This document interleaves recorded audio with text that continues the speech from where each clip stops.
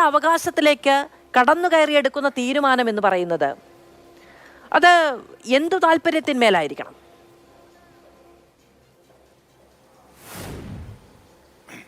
അല്ല, ഇവിടെ വ്യവസായ വകുപ്പ് ഒരു കാര്യം പറയുന്നു, KSEB വേറൊരു കാര്യം പറയുന്നു എന്നൊക്കെ പറയുന്നത് മനുഷ്യൻ്റെ കണ്ണിൽ പൊടിയിടാൻ വേണ്ടിയാണ്. KSEBക്ക് ഇവിടെ സ്വന്തമായ മന്ത്രിയുണ്ട്. ആ KSEBയുടെ മന്ത്രി ഇടതുപക്ഷത്തിൻ്റെതാണ്. വ്യവസായ വകുപ്പിന് മന്ത്രിയുണ്ട്, അത് ഇടതുപക്ഷത്തിൻ്റെതാണ്. ഇതെല്ലാം ഒരൊറ്റ മന്ത്രിസഭയിലെ വിവിധ മന്ത്രിമാർ വിവിധ വകുപ്പുകൾ കൈകാര്യം ചെയ്യുന്നു എന്ന് മാത്രമേ ഉള്ളൂ. പിന്നെ എന്തിനാണ് അങ്ങോട്ടും ഇങ്ങോട്ടും കുറ്റം പറയുന്നത്? എനിക്കിവിടെ അത്ഭുതം തോന്നുന്നത്, കേരളീയ പൊതുസമൂഹം ചോദിക്കേണ്ട എല്ലാ ചോദ്യങ്ങളും മാധു തന്നെ നേരിട്ട് ചോദിച്ചു കഴിഞ്ഞു. ഇവിടെ ഏറ്റവും വലിയ അത്ഭുതമായിട്ട് എനിക്ക് തോന്നുന്നത് ശ്രീ പ്രകാശൻ മാസ്റ്റർ, അദ്ദേഹം ഞാൻ അറിയുന്നിടത്തോളം ഒരു കമ്മ്യൂണിസ്റ്റ് നേതാവാണ്, 2 തവണ MLA ആണ്. ആ വ്യക്തി ഈ ചർച്ചയുടെ ആദ്യത്തെ 15 മിനിറ്റ് സമയം മുഴുവൻ ഘോരം വാദിച്ചത് ഇവിടുത്തെ മുതലാളിമാർക്ക് വേണ്ടിയാണ്. സാധാരണ കമ്മ്യൂണിസ്റ്റ് ഭാഷയിൽ പറഞ്ഞാൽ എന്താണ്?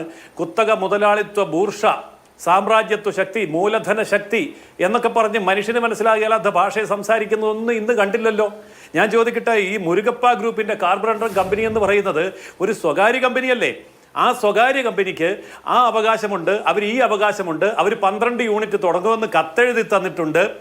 അവരുടെ ആ വൈദ്യുതി എന്ന് പറയുന്നത് കേരളത്തിലെ ആകെ വൈദ്യുതി ഇവിടെ 0.01% എന്നും അതൊന്നും വലിയ കാര്യമല്ല എന്ന് പ്രകാശൻ മാഷ് പറഞ്ഞിട്ട് 10 മിനിറ്റ് കഴിഞ്ഞപ്പം അതേ പ്രകാശൻ മാഷ് തന്നെ പറയാണ്, ഈ കമ്പനി എങ്ങാനും പൂട്ടിപ്പോയാൽ, അതായത് മുരുകപ്പ ഗ്രൂപ്പ് ഈ പറയുന്ന മണിയാർ പദ്ധതി പൂട്ടിപ്പോയാൽ ഇവിടുത്തെ വ്യവസായ മേഖല സ്തംഭിച്ചു പോവില്ലേ എന്നും കൂടെ ചോദിക്കുന്നു. അല്ല, അത് മണിയാർ പദ്ധതിയല്ല, മണിയാർ പദ്ധതി പൂട്ടിപ്പോയാൽ എന്നുള്ളതല്ല. ഈ പറയുന്ന മണിയാർ പദ്ധതി അവർക്ക് ക്യാപ്റ്റീവ് പവർ പ്രോജക്റ്റ് ആയിട്ട് നൽകിയിട്ടുള്ളത് അവർക്ക് കൊരട്ടിയിലടക്കം ഉള്ള അവരുടെ വ്യവസായ സ്ഥാപനങ്ങളിലേക്കുള്ള വൈദ്യുതി ഉപയോഗത്തിന് വേണ്ടിയിട്ടാണ്.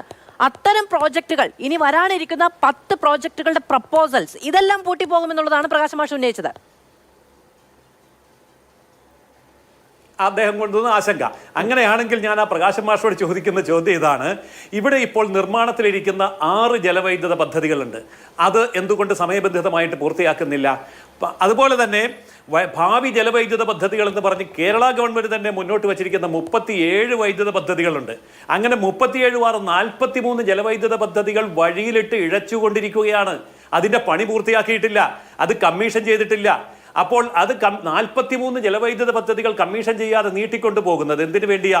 സ്വകാര്യ കുത്തക ബൂർഷ്വ മുതലാളിമാരെ സഹായിച്ചിട്ട് അവരുടെ കയ്യിൽ നിന്ന് കോടാനുകോടി രൂപ, ഈ മണിയാർ പദ്ധതിയിൽ തന്നെ 625 കോടി രൂപയുടെ അഴിമതി ആരോപണ വന്നിരിക്കുന്നത്. അപ്പോൾ ഈ പറയുന്ന 43 കമ്പനികൾ പദ്ധതി വന്നാലുണ്ടാകുന്ന അഴിമതി എത്ര വലുതായിരിക്കും? അപ്പോൾ കൃത്യമായിട്ടും കുത്തക മുതലാളിത്തത്തെ സഹായിക്കുകയും ബൂർഷ്വ സംരംഭങ്ങളെ പിന്തുണയ്ക്കുകയും മൂലധന ശക്തികൾക്ക് വേണ്ടി പണിയെടുക്കുകയും ചെയ്യുന്ന കമ്മ്യൂണിസ്റ്റ് പാർട്ടിക്ക് ഇത്തരം അവകാശവാദങ്ങൾ മുന്നോട്ട് വെക്കാൻ എന്തെങ്കിലും ധാർമ്മികതയുണ്ടോ? ഈ ചർച്ച കേട്ടുകൊണ്ടിരിക്കുന്ന കേരളത്തിലെ പൊതുജനങ്ങൾ ചിന്തിക്കേണ്ട കാര്യമായത്. ഇന്ത്യയിലെ ഏറ്റവും കൂടുതൽ വൈദ്യുതി ചാർജ് വാങ്ങുന്ന സംസ്ഥാനമായിട്ട് കേരളം മാറുമ്പോൾ നമ്മൾ ഓർക്കേണ്ട ഒരു കാര്യമുണ്ട്, 43 ജലവൈദ്യുത പദ്ധതികളാണ് പൂർത്തിയാകാതെ കിടക്കുന്നത്. മറ്റ് സംസ്ഥാനങ്ങളിലൊക്കെ ഡീസൽ കത്തിക്കുന്നു, കൽക്കരി കത്തിക്കുന്നു, നാഫ്ത കത്തിക്കുന്നു, അങ്ങനെയാണ് വൈദ്യുതി ഉണ്ടാക്കുന്നത്. അതിനൊക്കെ പൈസ അങ്ങോട്ട് കൊടുക്കണം.